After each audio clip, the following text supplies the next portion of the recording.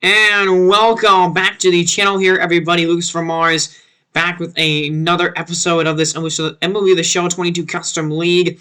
And today we have a couple more Major League debuts, and then we have a really big game between New York and St. Louis as this wild card race really starts to materialize in this league. And we're going to start off with showcasing Brady House, a top draft pick in last year's draft in real life, and he is being called up in this Nashville organization, and he is unbelievable. An 18-year-old, 75 overall prospect, 60-plus hitting ratings, 58 power, 56 vision and discipline, and really good fielding numbers in the high 70s. I mean, a complete player already, and he's only 18. It's kind of crazy how good he is. And then you got Michael Harris, 70 overall, not great at really anything, but just really good at everything, basically. 57, 55 contact numbers, 50s in his power numbers as well. Now his defense, in real life, Michael Harris is a really good defender. In this game, he didn't really start out with great defensive ratings. And, I considered I made him a lot better, though, than he actually started out on this roster. In the roster in the game, he was just not a great player, and so I definitely upped his stats from there. But an 81-54 record for the Nashville Stars, and then 74 wins for the Crusaders, and both these teams solidly a wildcard team here. Both of these guys are. Nashville, one of the best teams in baseball. We've covered them a lot this season. And then you got Atlanta, 74-61. You can actually see who I replaced these teams with their Major League logos. But Columbus, Charlotte, and Richmond, those teams out of the playoff race and all with losing records. And here's Jacob deGrom, one of the front runners for the NL Cy Young Award right now. 27 starts, a 2.74 ERA, 180 innings, and a sub-1 whip. He's got almost 200 strikeouts, I think, on the season, something like that. Actually, we get to see he has 205 strikeouts already this year. He's a league leader in terms of that statistic. And Noah Syndergaard pitching for Nashville. But yeah, we're gonna showcase Brady House today in this game. Now, I wanted to showcase Michael Harris as well, but I accidentally skipped the first at bat right there by Brady House. He didn't do anything, but I pressed pitch, or I pressed hit a swing, before I wanted to. There's a 3-run homer by the batter there for Atlanta, or for Nashville, I mean.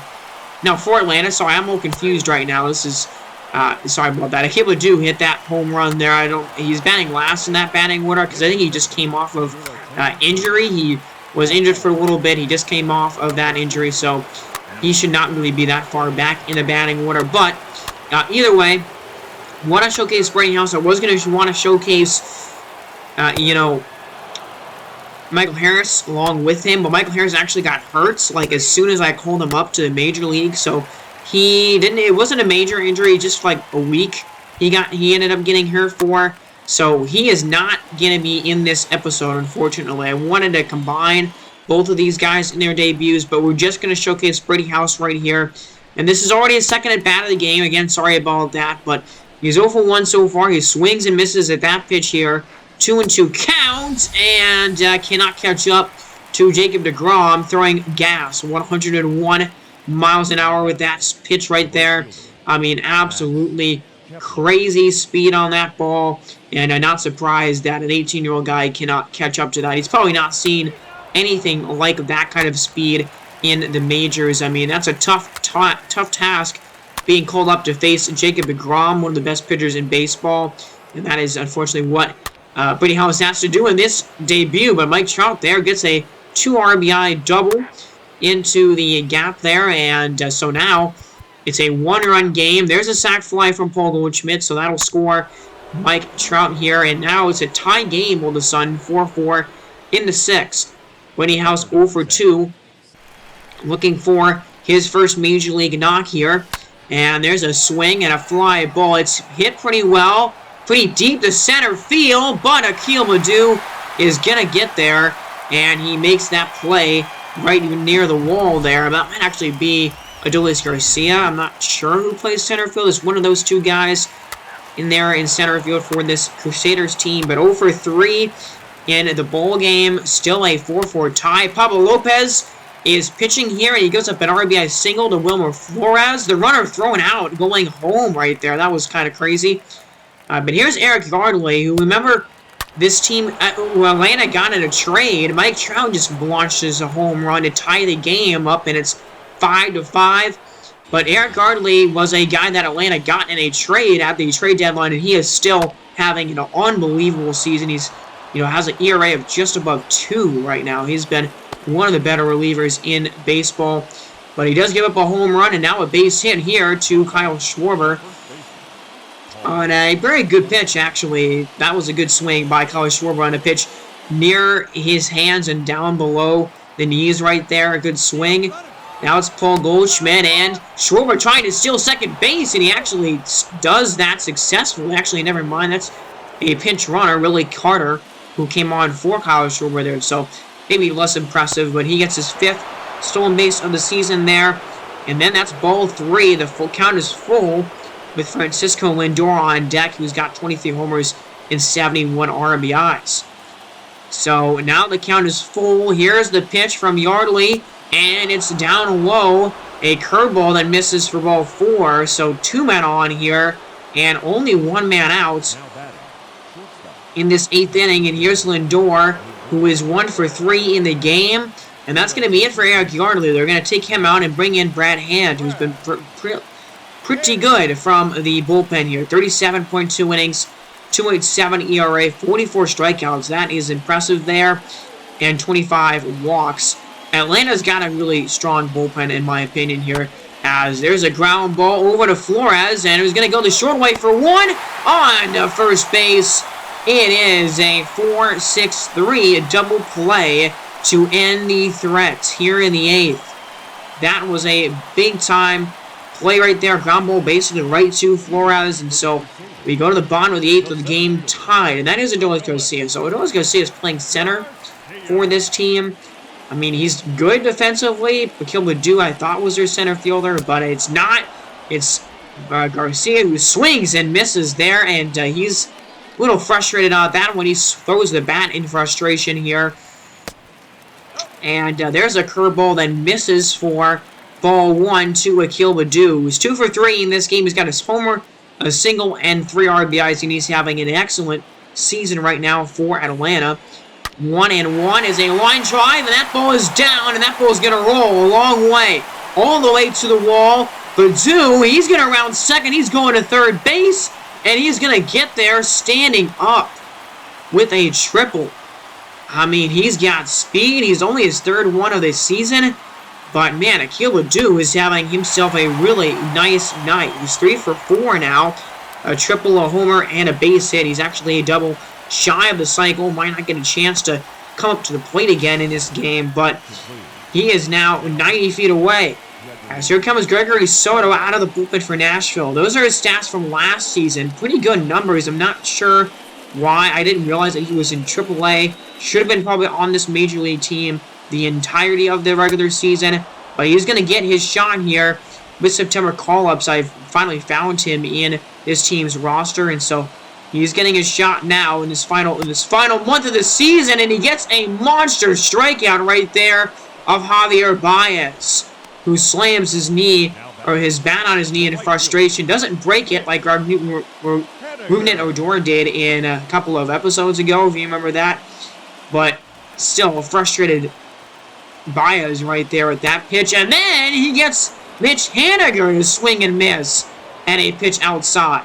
So Gregory Soto just got a couple of the biggest stars on this team to strike out right there. That was a really impressive debut for him in this regular season. Wow. So here comes Tyler Clifford out of the bullpen for for the Crusaders for Atlanta. And not great numbers. 45 innings, 5.4 ERA. Probably could have brought in somebody different here, but I'm not the manager. I don't control this team's decision-making here in the late innings, but there's a swing and a miss. Manny Pena cannot catch up to that pitch there. And, well, he gets a 1-2-3 inning here. Clifford does in the top of the 9th, and so there's a 3-4-5 to try and walk it off for Atlanta here. Here comes Brad Keller out of the bullpen, and he's been not amazing. 154 innings, so basically his starting kind of numbers for him innings-wise, but a 4.49 ERA with 94 strikeouts. Definitely a pretty, not a great season by Mitch Keller right now. There's a swing and a miss. Anthony Rendon down on strikes, but here in the bottom of the ninth, they're going to try to lean on him to get into extra innings in this game. Here's Eloy Jimenez, a single and an RBI in this game. He's got 62 of them this year. And here comes a 1-2, and it misses inside. That's a sinker. That Brad Keller does not get his location on there exactly correct. Now a 2-2 pitch to Eloy. Is a swing and a miss. Four-seamer basically right down the middle. And Eloy just does not make contact with this ball. Way late on that. Almost in the catcher's glove before he starts swinging at it. So there's a big couple of strikeouts from Mitch Keller to start this ninth inning, and then he induces a ground ball out from the next batter here. And we are going to have an extra inning affair to begin this episode. Just ignore that. Lindor, I think that was Lindor. Somebody phasing through somebody else there. There's Santiago Espinal coming in to lead off this top of the 10th inning. And Tyler Clippard is still pitching for Atlanta, and he gets a strikeout there. So he's pitching well here out of the bullpen. He's got 2 outs here in this 10th inning. And here's Mike Trout. 2 for 4. He's got a couple of big swings in this game. And there's a ground ball to Flores playing behind second base. And they're going to get the out there. Tyler Clippard with 2 basically perfect innings right there in the 9th and the 10th. So he did a really good job out of the bullpen. Here's Wilmer Flores. A double, couple of singles, and an RBI. Has a 3 for 4 night. And he's going to shoot this one down the line, and it's going to drop in fair. So count that as his 4th hit of the game. It gets past Max Kepler, and not very fast, so he's only going to be going to second base. But a leadoff double for Wilmer Flores to begin the bottom of the 10th inning. 18th of the year for Flores here. Ground ball, and that one is going to get through the infield, and they're going to hold Wilmer at third base. So first and third, nobody out. I do not know how Brad Keller is going to work his way out of this jam.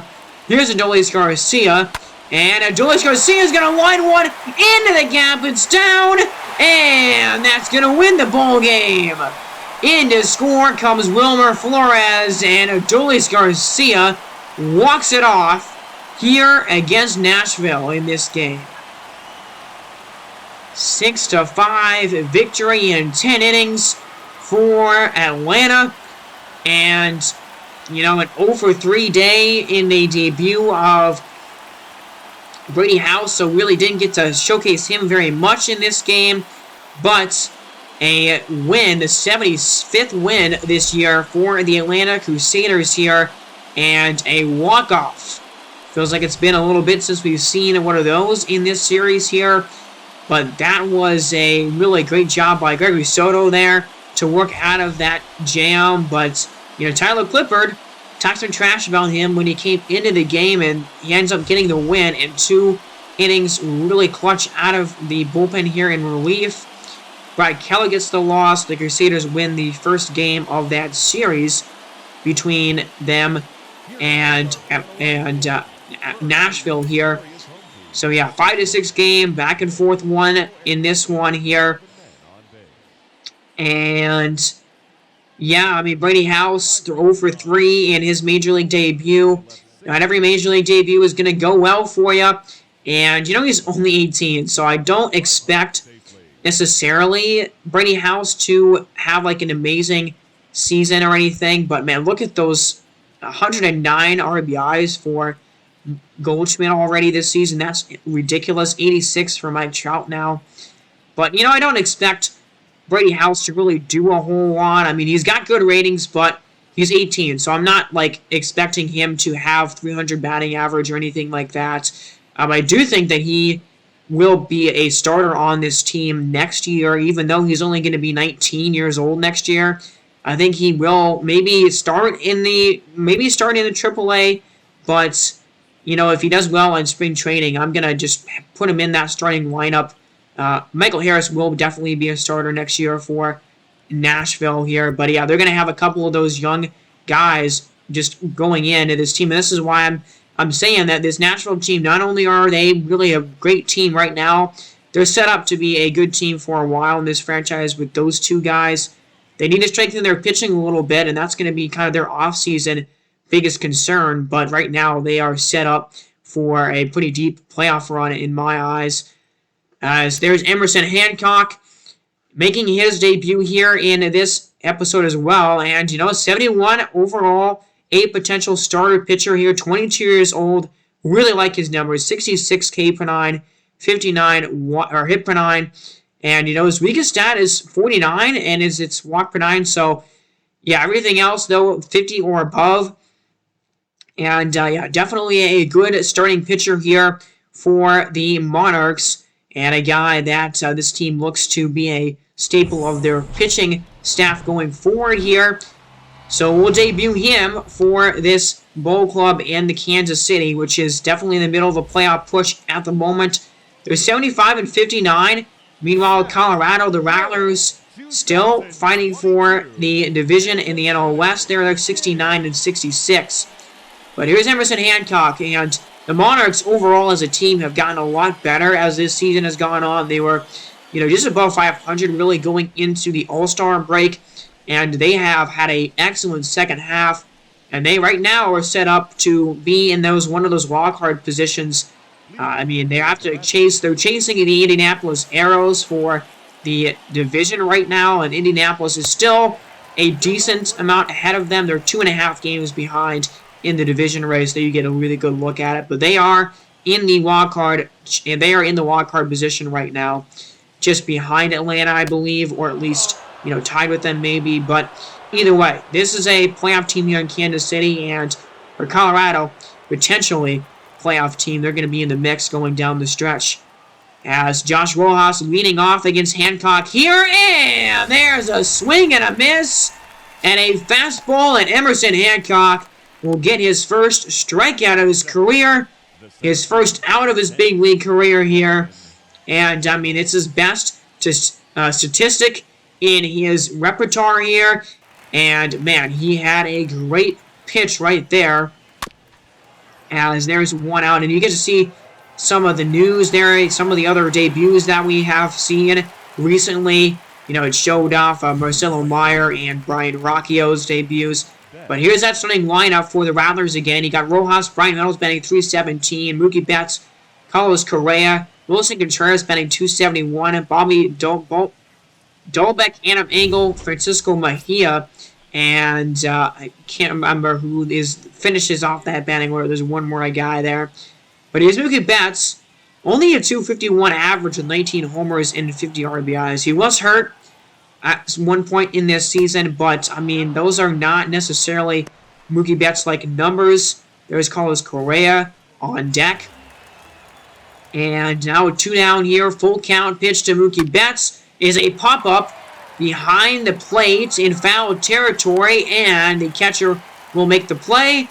Hancock is going to phase through the catcher here a little bit as the first inning is over. That's a 1-2-3 start to Emerson Hancock's Major League debut today. Lance McCullers there, the ace of this staff, I think. Him or Blake Snell. But Lance McCullers has been the best pitcher for Colorado this season, ERA and whip-wise, but either way, there's a really good snapshot of his numbers. There's a drive, and that's going to be a hit. Extra bases, down the line, and they're going to finally get the ball in here. A double to begin the top of the second inning for Carlos Correa. 21st of the season, and he's been pretty good this year, although missed a lot of time this season with an injury. But now it's Adam Engel, who's actually been really impressive for me, at least 278 average, 9 homers, 40 RBIs. Those are some good numbers, and near 800 OPS for him. As that ball's in the dirt, trying to go to third base, and getting there actually is going to be Correa, as that's a passed ball by Aaron Nola. And, not a great pitch by Hancock, but Not a great block either behind the dish. There's a slider that swung on and hit in the air to the outfield, and that is going to be caught. So there was 2 outs in the inning. That ends the frame, and Colorado does not score in the top of the 2nd inning. So we go bottom second. Now we're going to go to the top of the 3rd here. 3-2 count to the batter. Swing and a fly ball into center, and it's caught for another out here. 2 down in the 3rd. And Emerson Hancock has been really good so far in this game. Now Josh Rojas at the dish. Rojas is going to swing and drive a curveball. That was not a great pitch location.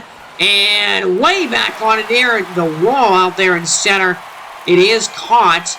I believe that's Brandon Nimmo out there in center field for this Monarchs team. He does end up making that catch. So here's Brian Reynolds back up again for his 2nd at-bat of the game. 3-1 pitch.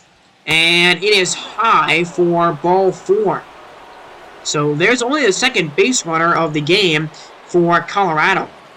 There's now Mookie Betts back up again. He's 0 for 1. Fly out back in the 1st inning. And here's a 1-1 pitch. It's a ground ball. Right to 3rd base. Over to 2nd for 1. And on to 1st. It's a double play. The pitcher's best friend right there eliminates the leadoff walk. 2 down in the inning. Correa is going to pop it up. And Hancock takes care of that play himself there to end the top of the 4th. So, I mean, only 1 strikeout so far, and that was the very first batter of the game, but only 1 hit allowed through 4 innings, shattering Correa's bat on that pitch right there. 2 outs here in the top of the 5th. Here's Adam Engel, and there's a swing and a miss. 2nd strikeout of the day for Hancock there. Fastball high in the zone, and the Monarchs, while Hancock was pitching, scored 5 runs and got like 7 hits, I think, in 1 inning. That must have been a crazy inning there for him. But now we're in the top of the 6th, and now Hancock has a lead. There's a ball crushed, though, deep into the outfield here in right, and that ball is gone. There's a home run for Francisco Mejia, the rookie here for the Rattlers, and his 9th homer of the season. Puts the Rattlers on the board in the 6th inning here. It's 5-1. 348 feet over that really tall wall out there in right field. Almost like a gray or a brick monster, kind of. I don't know, a ground monster, maybe you would call it in right field here in this ballpark. But there's only the 2nd hit of the game for the Rattlers. There's 2 down in the inning now. Brian Reynolds flies it into center field. Brandon Nimmo on the move. Actually, it's caught by Bobby Witt Jr., the shortstop. So that is going to bring us to the bottom. That actually might be the end of the line for Emerson Hancock in this game. And we'll see what happens. We're going into quick manage here. And that's a sign. Emerson Hancock was taken out of the game. Really good stuff by him, though. I mean, 6 really good innings. Only gave up 2 runs and 1 hit. There's a home run by Adam Engel, his 10th of the season for him. 5-2 game. Colin McHugh comes out and gets a save. And the Monarchs win this ball game 5-2. So the Rattlers fall only 2 games above 500 right now. They're 69 and 67. The Monarchs only 2 games below the Arrows here for the division. And again, this is a division race. I did not expect this division race to get this close between the Monarchs and the Arrows. They do play each other one more time this year. We're definitely going to be focusing on that series in a future episode. We're going to be focusing on the Monarchs a little bit here as the season winds down, especially with the wild card race where it is right now. But yeah, 5-2 win. Colin McHugh has 39 saves now this season. Colorado only had 3 hits total, and Emerson Hancock gets the win in his first Major League start here today. Mejia, no home run number 9. Engel, home run number 10. Those guys there with 41 and 30 RBIs total. And Aaron Nola was 0 for 1. I don't know why I said his name there highlighted, but Taylor gets a home run. He's 16th of the season. Green got an RBI as well. And Tommy LaStella has been killing it since he's been called up. Besides like a 387 average right now. But there's Emerson Hancock's debut. 6 innings, 2 hits, only 1 run, 1 walk, and 2 strikeouts. So only 2 strikeouts is a little low for him considering where his K per nine is, but an unbelievable debut for him this season. He had a great game. I mean, 2 hits. That's in 6 innings, really impressive.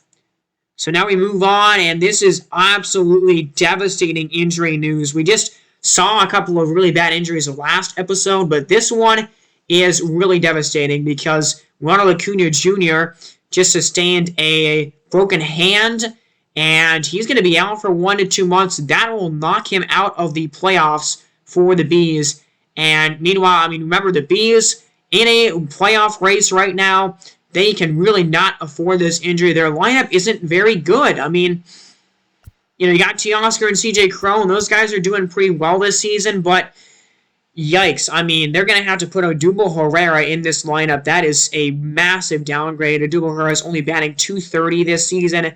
Ronald Acuna Jr. is a superstar on this team.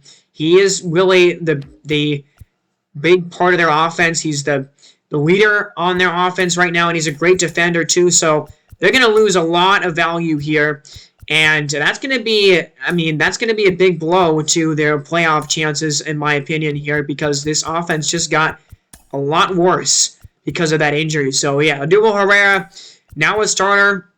Yeah, I think he was a starter kind of in the beginning of the year, but you know, they got DJ Stewart in that trade, and so he was taken out of the starting lineup, but now he's back in there, and he's going to be batting second to last in this batting order. And yeah, that's a big injury right there, and knocking him out for the playoffs is massive too, because if this team does get into the playoffs, they lose their biggest offensive weapon. And I mean, those are his numbers for the season here. Not what he's done in real life, of course, but 110 hits, 29 doubles, 26 homers, 72 ribbies.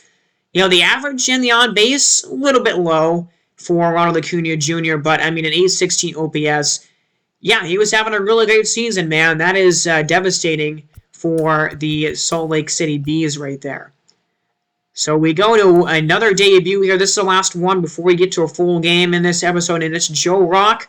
Now, this was a guy, he's just a created player by the CPU. He's not a real-life person, but he's a really good created prospect in this roster here. 62 walk per nine, that's a great stat right there, and overall, everything is pretty good for him. Now, 47 is his lowest stat there, but, you know, a big potential guy, 21 years of age here, and a guy that, you know, the Winnipeg Wizards are going to call up. And Winnipeg, not a great season. They're just not going to be a great team this year, and they're facing off here against the Boston Barons, 78-59 on the season. Meanwhile, the Wizards, 60-79, but Joe Rock getting some tips from his pitching coach. I'm assuming that's who he's talking to there on the bench. There's Joe Musgrove, who, remember, got traded to this team in this season, and honestly, his numbers have fallen off a little bit since he's gotten to Boston. His ERA right now over 4, but there's a 2-run home run in the first inning for the Wizards there. Not sure who actually hit that home run there, but here's Amed Rosario. I mean, a 260 average, which is not bad, but that OPS is actually below 700, which is surprising to me. I thought he was doing a lot better than that this season. There's a drive, and he will get a base hit here to begin this bottom of the first. So let's see. Joe Rock had a really good AAA season here for Winnipeg. And there's a ground ball, and what a play! Behind the back toss right there from the shortstop. And I believe that's really Adamas playing short for this team. That was a fine defensive play right there. And there's a ground ball again to him to end the top of the first. So Joe Rock working around a base hit here. And we go into the first inning. The Wizards are up 2-0 in this game. There's a triple by Willie Castro here. And, man, the offense for Winnipeg has got 3 runs right now. Here's Kyle Tucker, 253 average, 812 OPS. He's back from his injury finally. He was out for about a month, I think he was out for 2 months at least. And he's going to swing, drive it into right field, and hit it out. Home run for Kyle Tucker. 21st of the season. Not sure if this, I think he came back I don't know how many days that he's been off of the injured list and back on the starting lineup, but I mean, he's a beast, and he's this team's best hitter, and they are happy to see him back in the batting order again. 3-1, Boston behind still in this game, but now they're on the board. 356 on the distance there, just over the glove of the right fielder. As that is a strike. Alejandro Kirk swung and it hit him, but Kirk is unbelievable. 298 average, 858 OPS, 11 homers, and 54 RBIs. I mean, a catcher hitting 300 is almost unheard of nowadays in baseball, and he is absolutely popping off this season for Boston. And that's an out, a double play.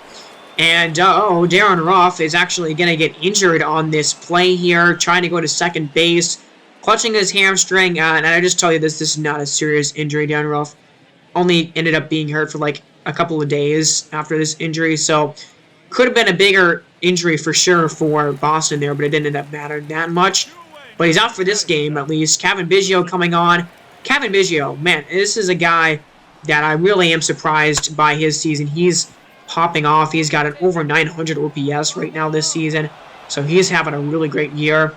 And that ends the second inning. So Joe Rock has, given up a few hits, but he's working around these base runners so far. Here's Andrew McCutchen, who batting .235. He's got 64 ribbies and 13 homers, 735 OPS. A decent year from McCutchen here this season. 1-2 is a ground ball and a wonderful stop. What a play! Oh my goodness. Don't know who the third baseman is on this team, but that was fantastic. Wow, it's going to probably tell us, right? That was an unbelievable diving stop. Getting to his feet immediately. Christian Arroyo is his team's third baseman, that's right. Man, 84.5 miles an hour on the throw speed. That was a wonderful play. Here's Amed Rosario again, and he's going to swing and miss at a slider. There's Joe Rock's first major league strikeout. And, 3 hits, 1 run through 3 innings. That was a great pitch right there on the corner. Congratulations to Joe Rock. Put that ball in the trophy case for your first Major League K. Now here's Kevin Kiermaier. He's 0 for 1 in the game, and he strikes out on a slider. That was a filthy pitch by Joe Rock as well. So he's got a couple of Ks here now in a row. And Kiermaier late on that pitch. A couple of good off-speed pitches right there by Joe Rock. So 1 man on. Here's Kyle Tucker again. And Kyle Tucker is this time going to drive it to the other side of the field and off with a tall rolling left. It's going to be another extra base hit for Kyle Tucker, who just, man, is so good. He's such a good hitter. Man on the corners, ground ball, and it's going to be an out there, and it's a double play. So Joe Rock gets a double play right there. That was clutch. Another couple of, I think he gave up at least one. He gave up 1 hit, obviously, in that inning. We're in the 5th inning now. There's a ground ball. That one's back up the middle and through. And so Joe Rock, he's doing well right now, but the hits are becoming a bit of an issue. He's given up quite a bit of them in this game. Boston's offense really does excel at getting hits, though. They're one of the better teams in the league in that department, and that ball is down. Again, another single here. 2 men are on. Nobody out right now. Here's Mike Ford at the dish. He's 0 for 1, and he's going to ground it back up the middle as well. And let's see, they're going to test it here. The throw back into the infield, not in time at all, and offline. And Boston gets a run. It's a 3-2 game. Mike Ford with a single back up the middle. There's still nobody out here. McCutchen is going to ground it over to first base, and they're going to get the lead runner. Well, McCutchen will reach, and a run is going to score. Now, that was an interesting play by Yuli Gurriel there, not stepping on first, and instead immediately throwing it to second. I mean, I don't know if they would have been able to get the force. I mean, it wouldn't have been a force if Yuli touched the bag with that play. So an interesting decision there. But here's Amed Rosario again. He's 1 for 2. Had that base hit his first at bat here. 1 under the 5th inning. And that is there on the top of the zone for strike 3. Great pitch, actually, by Joe Rock here. His 3rd strikeout. That one's big. Now it's Kevin Kiermaier up again here. He's 0 for 2 with a strikeout in this ball game. And it's a ground ball back up the middle, and that one does get through. It's another single here. Don't know how many hits Rock has given up right now, but it's a lot. Here now is Julio Urias. And now Urias is going to drop this ball down the line in right field. And here comes one run. They're going to score another runner here as it's Boston taking the lead in this bottom of the 5th. And Luis Urias coming through for the Barons in that spot. Not a bad pitch, an inside pitch by Joe Rock, but Urias just fisted it down the line. Now Kyle Tucker is up for his 3rd at bat, and you just need to get one more out here, Joe. Come on. A homer, a single, and an RBI for Tucker in this game. 2-2 pitch, ground ball, and it's stopped by the second baseman. They go the short way, and they get the outs. So, that was not a great inning right there by Joe Rock. He gave up 3 runs there, and he's given up 9 hits in 5 innings. So, yeah, that's going to be the end of his day, I would assume here. And we're going in a quick managing situation. And they do tie up the game, actually, Winnipeg does. And that is going to be the end of the night for Joe Rock. Who, it wasn't awful. I guess that 5th inning was definitely rough for him, but there's a 3-run home run. Luis Urias breaks it open in the bottom of the 7th here. There's a run. Keeper Ruiz making it a 5-7 game. Double play there. Now we're in the 9th inning, and Tanner Scott does indeed shut the door. So the Barons get the win here. They're 79th of the season, and they are well on their way to an American League East division title. They're going to probably wrap that up with relative ease. But there's a loss for the Wizards. I think it's their 80th of the season here. And, the loss actually doesn't go to... the loss goes to Scott Dobnak here in the bullpen. But, yeah, Joe Rock, it was okay. 5 innings, 9 hits. A lot of hits given up by him. 3 strikeouts and 4 runs. 7.2 ERA. So, yeah, not great.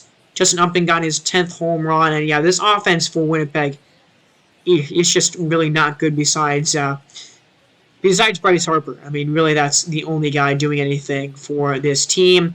You got Ford, who had his 7th RBI. McCutcheon had his 65th. Urias had 4 of them tonight. He did really good. Kyle Tucker, 21 homers, 57 ribbies for him now.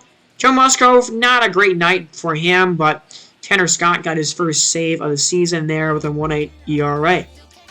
All right, we got a full game here, and this is a big one. It's the New York Honey Badgers and the St. Louis Sluggers. And the Honey Badgers 75 and 72. Meanwhile, the Sluggers 80 and 66. So, these teams here, 2 teams in a playoff race for sure, as both of these teams really looking for a wild card position. And there's the records again, 75 and 72 and 80 and 66. And now, as a big series between these 2 ball clubs. And, the Honey Badgers only 3 games above 500, but, a weaker American League. Here's Yu Darvish, and he's having a good season. 3.57 ERA, 159 hits allowed, but 159 strikeouts for him in 181 innings. So, 1.15 whip, those are good numbers for him.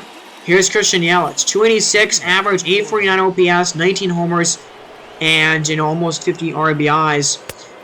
And, the thing about this team, they're St. Louis, 5 games back in the NL Central. Right now, they are 2 games out of the wild card position.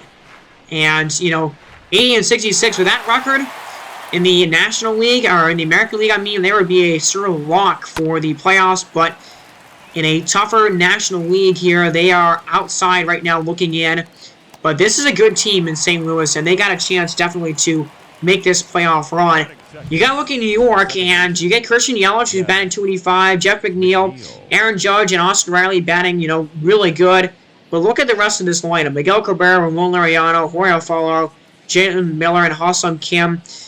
Yeah, besides Aaron Judge, Austin Riley, and Christian Yelich, this team is not very good on offense. 34 homers, 100 RBIs already for Aaron Judge. So, I mean, Aaron Judge is popping off this season. He gets strikes out right there. Aaron Judge and Austin Riley, they are really having great years. So is Christian Yelich. But, I mean, besides those three guys, New York's offense just not good. And that's going to be a thing about if they make the playoffs, where are they going to get their offense from? That's my biggest thing. Chris Paddock is having a great year, though. 2.92 ERA for him. 143 hits allowed, 1.11 ERA. Or whip, I mean. And, you know, 128 strikeouts, I think that said. But there's Robbie Grossman batting and leading off for St. Louis. So, I mean, Chris Paddock's numbers are great. This team overall for the Honey Badgers, their pitching is really good. 9 games back in the AL East, and they are right now leading. I don't know if they're first in the wild card race right now. I think they are in the American League. But, yeah, I mean, their pitching is good, but where's the offensive depth going to come in? That's the biggest worry I have for this New York squad. And look at St. Louis's lineup. You got Robbie Grossman leading off, Brian Anderson batting second, Giancarlo Stanton has a 3.12 average this year. Matt Olson batting fourth. Mitch Garver, Julio Rodriguez, Aledmus Diaz, Harrison Bader, and Michael Chavis. Matt Olson batting, you know, almost 290. There is Brian Anderson. He's got 10 homers on the year. He's having an okay season, but I mean, I really like St. Louis's lineup here. That was almost a home run. That is going to end up being only a base hit. I mean, Stanton is popping off. He's having one of his best years of his career. He's never batted over 300 before. And he's actually second in the National League, only behind Brian Reynolds in a batting average, 929 OPS. I mean, he has been ridiculously good this season. As that is going to be caught by Yelich. And, you know, Mitch Garver has been really, really good. Matt Olson has been really good for St. Louis as well. I mean, it's a good lineup, and as well, Julio Rodriguez, he's going to win Rookie of the Year, and he is having a great season too. So there's Matt Olson's numbers. 896 OPS, 33 homers, 78 RBIs, second in OPS on this team. Ground ball back up to the pitcher here, and Paddock will take care of it himself to end the first inning. So I like St. Louis's batting order a lot. Their pitching, you know, it's okay. You got Lance Lynn, he's the ace of this staff. And then you got Yu Darvish, who has been pretty good as well. But other than that, it's kind of a iffy pitching staff. The bullpen is okay. But, you know, that's going to be maybe the thing that holds St. Louis back if they do not make the playoffs. But, you know, they got to win these games here. And an interleague matchup, and this is an exciting matchup. I wanted to focus on this series, definitely. There's a swing and a miss right there. That was a pitch to Austin Riley. And here's Ramon Laureano, 658 OPS, 18 homers, 56 RBIs, batting only 219. I mean, everybody outside of, I don't know if Jeff McNeil, what his OPS is, but I'm pretty sure that everybody outside of, you know, Riley Judge and Christian Yelich has a below 700 OPS for this Honey Badgers team. 14 homers, 43 ribbies for Jorge Alfaro. And he is going to swing and miss there at a slider down below the knees. That was a great pitch by Darvish, who's got a few strikeouts already so far tonight. Middle of the second inning, no score. And, yeah, he takes care of the weaker part of this batting order. I mean, once you get past Austin Riley in this batting order, it's really not scary at all from number 5 to number 9 in the lineup. And here's Mitch Garver, 279 average, 27 homers, and 79 RBIs. Those are amazing numbers, man. For a catcher, he is having a great, great season right now. And he's going to swing, and that's a ground ball that is going to get on through for a single. So that's the first hit of the game for St. Louis tonight, I believe. But here now is Julio Rodriguez. And again, this is going to be the Rookie of the Year. 18 home runs, 69 RBIs, a 773 OPS. Of course, it's a career high because he's a rookie. But either way, 1-0 is another ground ball. And that one's, oh, actually, it's a line drive. What am I saying? And it just gets past a diving Aaron Judge, who almost made a ridiculous play right there in right. So that's going to be a double for Rodriguez, his 27th of the year. He is just, he's having a good season, man, and he is a superstar in real life becoming a superstar in this league already. Now here's Ledmus Diaz, who's actually been pretty good in this 7th spot. 266 average, 717 OPS, 12 home runs, and 56 RBIs. I'll take those numbers from him. 2-0 here. It's a ground ball back up the middle. That one's going to get on through. 1-run scores. Here comes Rodriguez. Throw is not going to be in time. Julio beats it out. And a RBI single for Ledmus Diaz. RBIs number 57 and 58 for him on the year. And that curveball caught way too much of the plate right there by Chris Paddock. Huge swing. Now, Michael Chavis has been bad, actually. 211 average, 587 OPS. That's really bad. And he's going to swing and miss at a curveball. That was like, I almost hit him. That was an awful pitch to swing at. As you get a look at the pitch sequence here by Paddock. He took a couple of fastballs here. But yeah, that 12-seamer was not really even close. And he swung at it. So now 2 down. Brian Anderson at the dish, and he's going to take a strike there. The count is 3-1 now. 22 pitches in this inning by Chris Paddock. He's only at 41 in the game. Through 2 frames, there's a ground ball. Stopped by the third baseman, Austin Riley, who throws it back to first to end the top of the 2nd. So, 2-0, St. Louis on top. They have 5 hits already in just 2 innings in this one. So far, here's Jalen Miller, 211 average, 10 homers and 42 RBIs. He has really struggled against righties this year, only batting 195 against them. And there's a swing and a miss. Slider outside. And yeah, Yu Darvish carving through the bottom of this order. Ha-Seong Kim is up, and he's going to swing and miss. Yeah, I mean, that just exemplifies the issue that I have with this New York team.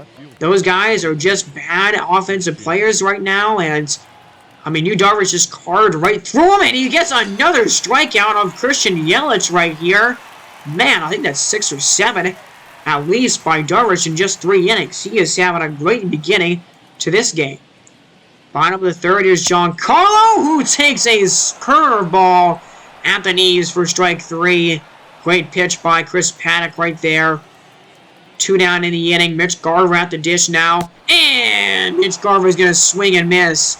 And a curveball below the knees. Those are some good pitches right there by Chris Paddock.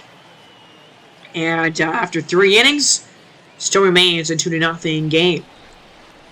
Here's Jeff McNeil. There's a ground ball or a line drive. That is going to go all the way to the wall, way in the gap here. And Jeff McNeil is going to make his way to second base with a double. So there's number 23 on the year for McNeil now. And here's Aaron Judge. 1 for 2. 1-2 pitch is a swing and a miss. And he struck out for the 2nd time tonight. 1 down in the inning. We'll see this pitch sequence from Yu Darvish here. A cutter right down the middle to begin the at-bat. 3 cutters to start the at-bat off, and then finishes the deal with a slider. So now, here is Austin Riley. 0-1, or 2-1 pitch is a drive deep to left field. Back on it is a left fielder, and he's out of room. That ball is gone.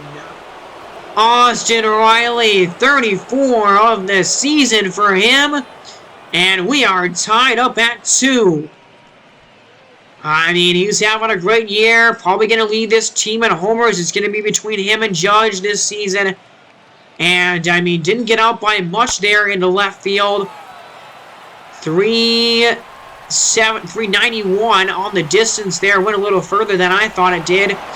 But, nice swing.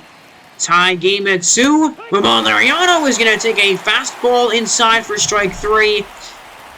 But Austin Riley with a big-time swing. And the Honey Badgers on the board. Tie game 2-2. Middle of the 4th.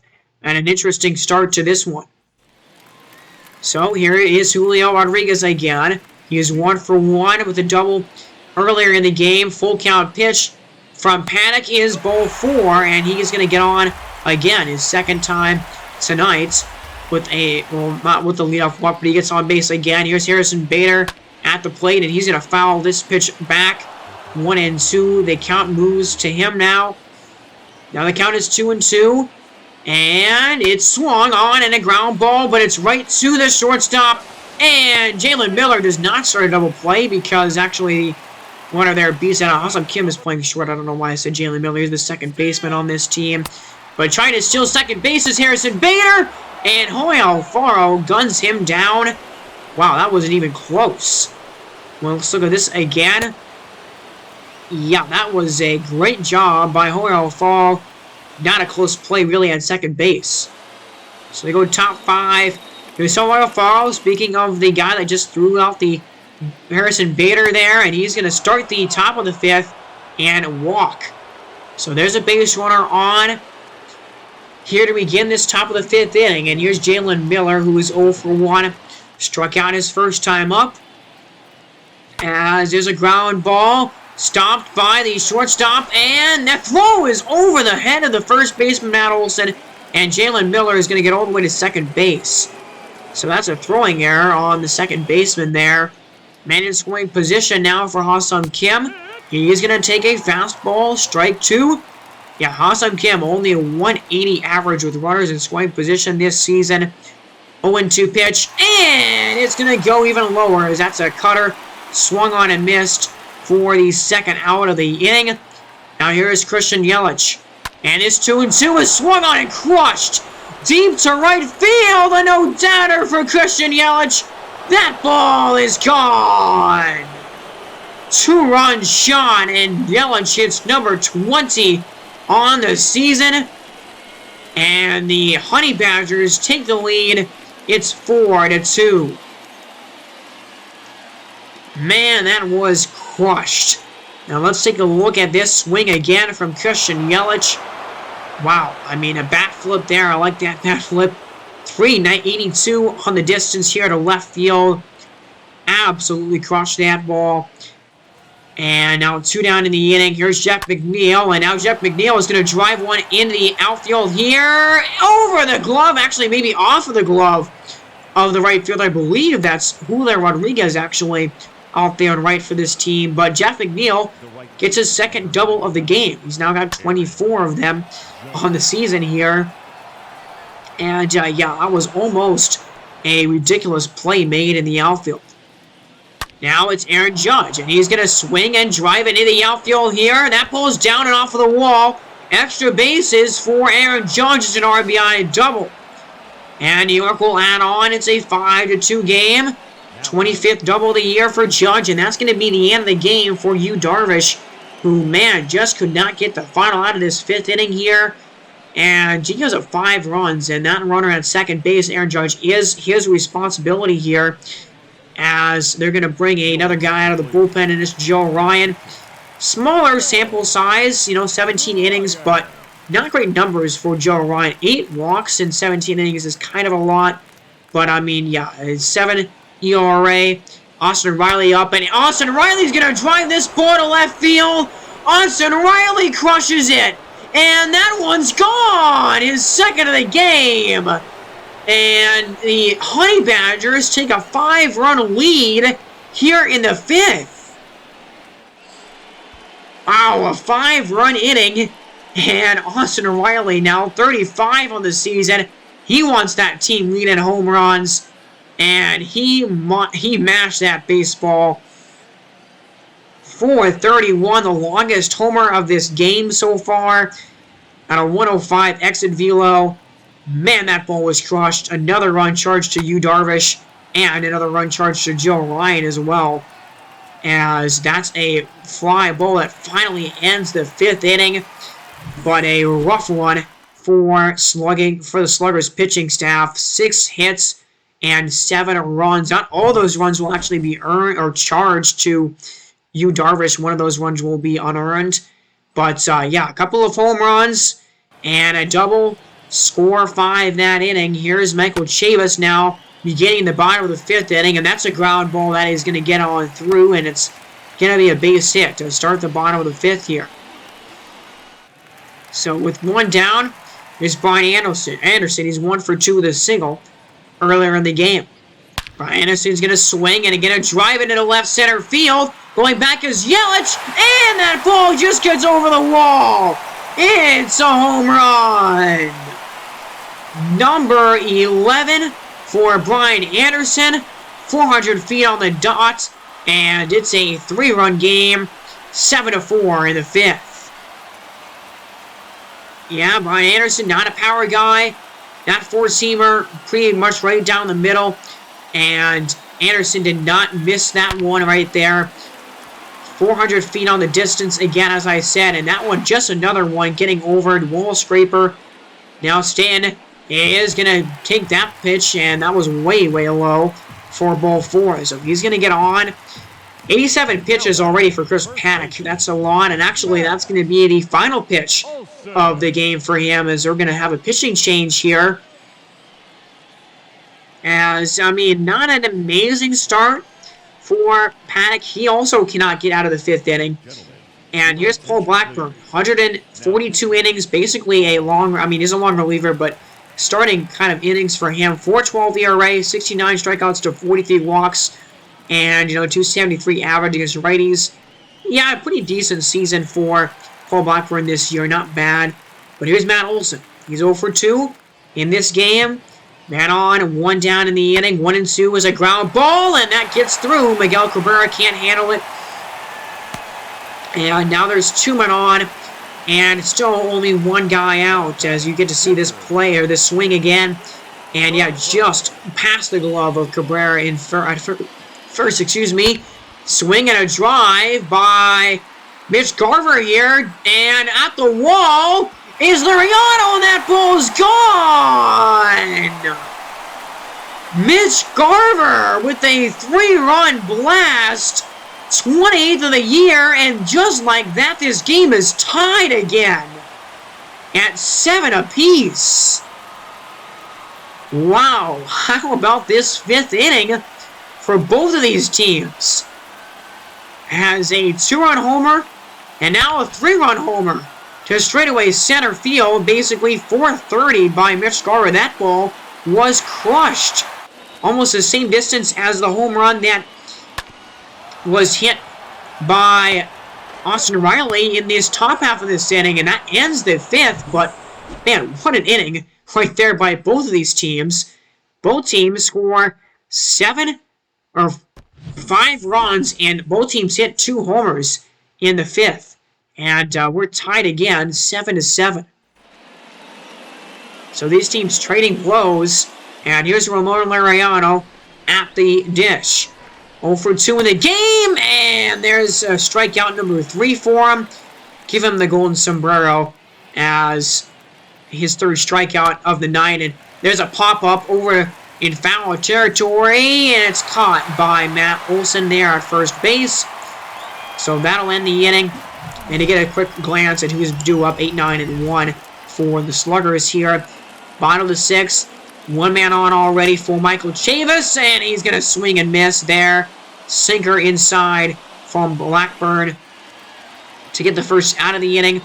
And now a swing and a miss right there of Robbie Grossman. And that was a really good pitch, actually, down and near the dirt. And not a chance of hitting that ball right at all, really. For now 2 down in the inning, and Brian Anderson is going to swing. Fly into the outfield, and Yelich makes the play and left there to end the 6th. So top of the 7th, here's Christian Yelich. Had that 2-run home run back in the 5th inning, of course. 47 RBIs now for him on the year. 1-0 pitch here from Joe Ryan. Swing and a drive, left field. Left fielder going back, and it's just going to go over the wall. Another wall scraper, another home run for Yelich. It's his 2nd of the game, and York takes the lead in the 7th inning, 8-7. Man, another long ball here in Slugger Stadium. And, I mean, New York's got a lot of power in this batting order with between these 3 guys. And that one was the closest wall scraper type home run yet in this game. Now here's Joe Barlow, and oh my goodness, Joe Barlow has 29 innings, and he's been really, really good this season. I don't know why he's not gotten more innings for St. Louis this season, as he gets a strikeout there of Jeff McNeil. And, I mean, this is what I'm talking about. I mean, this offense can score runs, But you see the stars of this game. Yelich, 2 home runs. Austin Riley, 2 home runs. You got a RBI double from Judge in this game. I mean, the top 3 bidders in this lineup are responsible for, I think, every single run in this game. And again, if those 3 guys don't produce, where do you get the offense from? Or, you know, if 2 of them have bad days, you really stretch thin offensively for this Honey Badgers team. And again, that's my worry of this team, is their just offense isn't deep really at all. But here's Sean Doolittle. Their bullpen is really good, though. Sean Doolittle has had a really good season. 36 innings and a 1.5 ERA, 26 strikeouts to only 10 walks. And look at those averages against both of them, under 200 against both lefties and righties. He's had a really good season, man, for sure. 1-2 pitch here. Matt Olson is 1 for 3, and he cannot catch up to that 4-seamer. Not very fast. Doolittle only throws, you know, low 90s. That was only 92, but plenty fast enough for him this season. As here's Mitch Garver. 2-2 pitch, and a splitter that is down at the knees. And Sean Doolittle, a big 7th inning with a couple of Ks, as we are going to go now to the 8th. Still an 8-7 game. Here's Ramon Laureano, 0 for 3 with 3 strikeouts tonight. And there's a strike 3 there in the corner. And 0-2. I think actually 4 strikeouts is the golden sombrero. Trying to avoid that here, and he cannot, as that's a slider that is like right down the middle. And I mean, you can tell it's a bad day for Ramon Laureano. Golden sombrero awarded to him, 4 strikeouts tonight, and that was the worst of them because that was a really hittable pitch late on that off-speed pitch. Just wipe the slate clean and don't even really pay attention to that game if you're Ramon Laureano. There's another strikeout, and Joe Barlow doing his job here in this outing with a few strikeouts. Jalen Miller back at the dish. 1-2 pitch to him here is a swing and a miss. 4-seamer and a strikeout of the side. And I mean, I'll mention it one more time in this game. Everybody else outside of Riley, Judge, and Yelich just really not doing it in this game. A lot of strikeouts from the rest of the batting order today. Austin Adams, really good numbers for him. New York out of the bullpen. Jeff McNeil actually has 3 doubles in this game. So, you know, he's been hitting the ball well today. But, yeah, really not a lot of depth in this New York batting order. Full count pitch. And Julio Rodriguez is going to reach again. His second walk. He's reached all 4 times he's been up today, actually. And now here's Aledmys Diaz. 1-4-3 with that 2 RBI base hit he had earlier in the day. There's a ground ball. It's going to go right back up the middle here, but they're only going to have 1 play, and that's to go to first base. So Julio is in scoring position. 3-1, and that pitch is missed outside for ball 4. So I'm going to put the double play back in order and put 2 men on again here. Go ahead and run on base. Marby Grossman, fly ball, shallow center, or shallow left, I mean, and Yelich is there to make the play. Clutch inning right there out of the bullpen. Has a 0 put up in the 8th. We go to the 9th now. Ha-Seong Kim is going to swing and miss again. I think that's his 3rd strikeout of the game. And Joe Barlow is still pitching right now. A workhorse in this game for St. Louis. I mean, no reason to take him out. He's given up like 1 hit so far tonight, but he's got a couple of base runners on here. What a play! Oh, man, the second baseman, Michael Chavis right there with a defensive highlight reel play. I mean, not doing anything offensively today, but that was beautiful. What a play. So, bottom of the 9th, and here comes the closer for New York. It's Kirby Yates. 40 saves, 46 opportunities. The ERA, though, 4.34, it's pretty high, even though his averages against are really low. 2.8 and 2.28 average, so I don't really know why his ERA is so high. I think his whip is pretty close to 1 whip, so maybe just getting a little unlucky this season, but he's been a good guy out of the bullpen, pretty reliable closer this year for New York. And there's a strikeout. Stan is 0 for 3 in this game with a walk, so looking to get on here. Fly ball. Pretty deep. Judge still ranging back. He's at the wall now. And he makes the catch. That's devastating. nearly a game-tying homer. There's Matt Olson. It's down to him now with 2 down in the ball game, and it's a pop-up on the infield to the first baseman. Miguel Cabrera is going to be there to make the play. That's going to end the ball game, and New York does, in fact, hold on to win it here, 8-7. That's a big win, and that's a clutch win. Every win matters right now for New York in that wild card position, and they move to 76-72. They are now 4 games above 500, and the Sluggers fall to 80-67 this season. So I think they're now 3 games behind in the wild card race after this loss. But yeah, it was a good game, and I mean a crazy 5th inning by both teams. The 5 runs scored. The offense slowed down after that. And, I mean, Christian Yelich and Austin Riley definitely had big days for this New York Ball Club here. As there's the home run by Yelich one more time. And there's the final out in this game. So an 8-7 final. Honey Badgers win the opener of this series here. And there is a look at the kind of line score. And we don't go into the box score here. But yeah, Austin Riley, 2 for 5, 2 home runs, 4 ribbies. Christian Yelich, 2 for 5 with 2 home runs and 3 RBIs. And Aaron Judge was 2 for 4 with a double and an RBI. And yeah, Josh McNeil had a really good day too. He was 3 for 5 with 3 doubles in this game. But again, I mean, I'm going to say it. Well, I said it. I said that I was going to say it one more time. I'll say it one more time, seriously. Where's the depth? I mean, imagine Austin Riley and Christian Yelich, they don't have good days. And, you know, Aaron Judge just kind of does okay. He gets like a couple of hits like a day like he had today. I mean, how likely is it that this team wins a game like this if those guys don't produce? That's my concern for this New York team. And that's kind of why they're only a 500 team right now, is their just offense is not really producing outside of a few hitters in their lineup. Meanwhile, Mitch Garver, 2 for 4. He had 3 RBIs and a homer. Brian Anderson was 2 for 5.